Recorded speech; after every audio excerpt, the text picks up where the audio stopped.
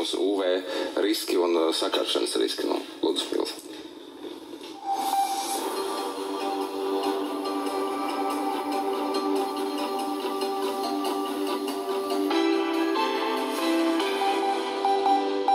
Labrīt. Labrīt! Turpmākajās dienās bez ūdens un saules aizsarkrēma nu nekādīgi, jo ar katru dienu Latvijā kļūs arvien karstāks un laiks būs arī sauss. Arī šī diena iesākusies ar saulainu laiku, pūš lēns vējš un dienā nav gaidām nokrišņi.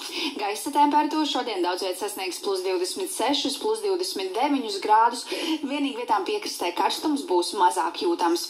Rīgā šodien gaisa iesils līdz +25, +27 grādiem, spoži spīdēs saule un pūtīs lēns vējš, un tāda laikapstākļi turpināsies līdz pat piekdienai.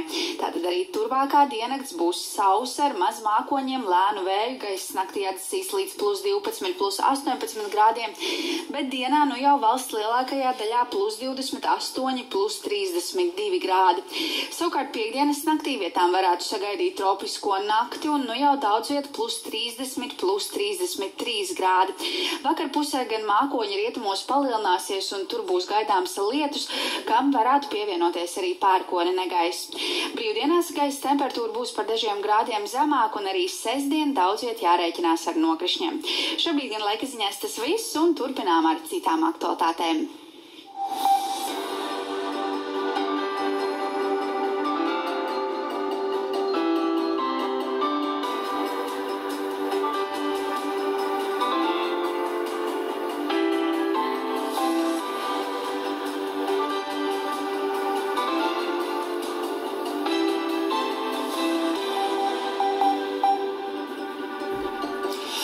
Labrīt, 7:35 minūtes, 10 gadi reka akurāt aprit kopš latviešu Pentagona izveidošanas. Un daži sauc pa Pentagonu vid ēka Dalējas ielā tieši pirms 10 gadiem. Tas ir vēl citas nosaukums, kā tā tiek dēvēta, bet tas, lai paliek darbinieku. Tā kā visiem, kas strādā valsts ieņēmuma dienestā, protams, arī šajā jaunajā administratīvā celtnē, īpaši sveiciens saistībā ar ēkas gadsimtu, bet